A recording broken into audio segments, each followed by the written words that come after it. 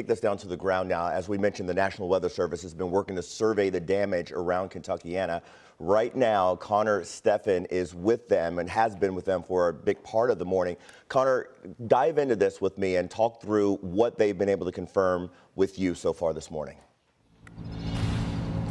Well, Eric, I have to tell you, so the service here is still pretty bad. There's power lines that are strewn throughout the roads, so I didn't quite hear the rest of your question, but I can tell you we spoke with the National Weather Service earlier. Now we're here in Anshire Avenue. This is one of the many neighborhoods in the hard-hit Newburgh area. The National Weather Service says an EF1 tornado with 90-per-mile-hour winds touched down here yesterday. You can see neighbors are starting the cleanup efforts. We've seen them working here for the last couple of hours.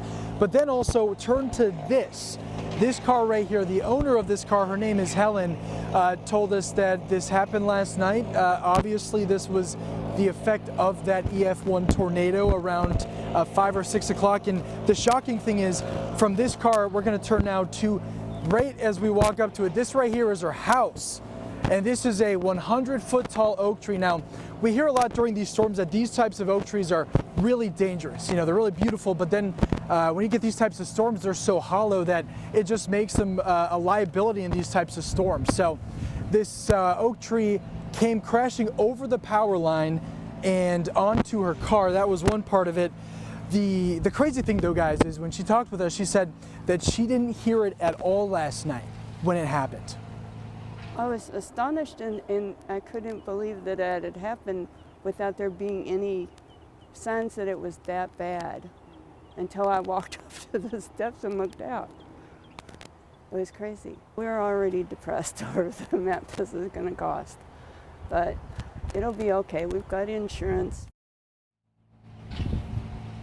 Watkins said, right, it's going to be okay. She said her neighbors have all been checking up with her, which has been making her and her family here feel a lot better. So she's currently with her sister charging her phone. Again, like we said, her street is without power.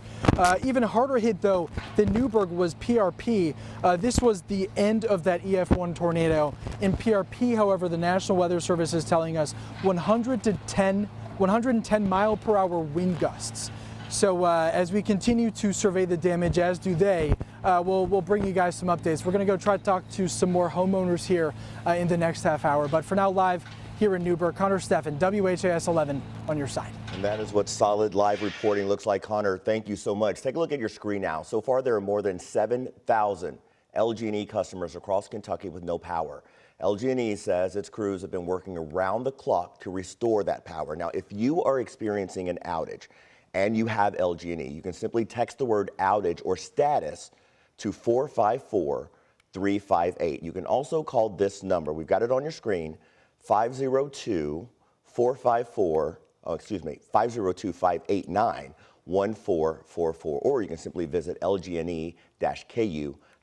Now remember, you should never, under any circumstance, touch a down power line. They can remain active for days after being down.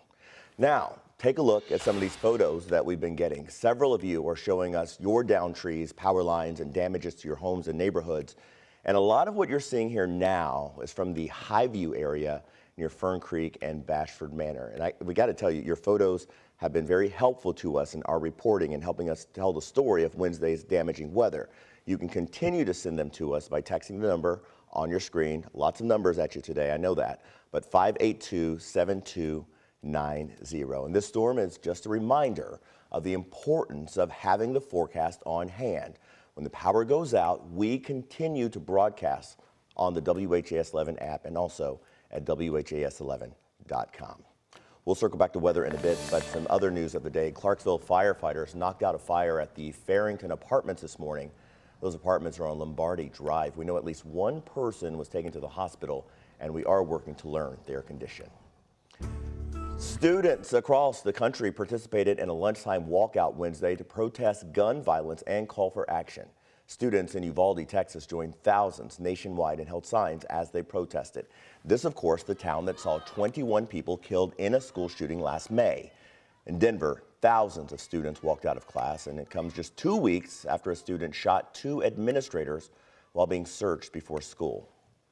We can't have a learning environment that's filled with fear because it doesn't work and we shouldn't have to be this. Teachers and students are fed up. We want the school board to make changes that we could feel so comfortable and safe in our schools for. President Biden has called on Congress to act. Biden says that he has exhausted what he's capable of doing independently through executive action when it comes to gun control. This morning, Louisville Metro Police laid one of its own to rest. Officer Robert Oliver died last week following a motorcycle accident in early March. Officer Oliver served with the LMPD for 18 years. Before that, he was with the Jeffersonville Police Department and in the Army. This morning, his family members and friends and other members of law enforcement said goodbye to someone they describe as a true leader. A leader is not sometimes what he does in front of others, it's what he does behind closed doors when no one else is watching, when no one else sees, when there's no one to hold him accountable, he still rises. That is a leader. Officer Oliver will be taken to the Indiana Veterans Memorial Ceremony this afternoon to be laid to rest.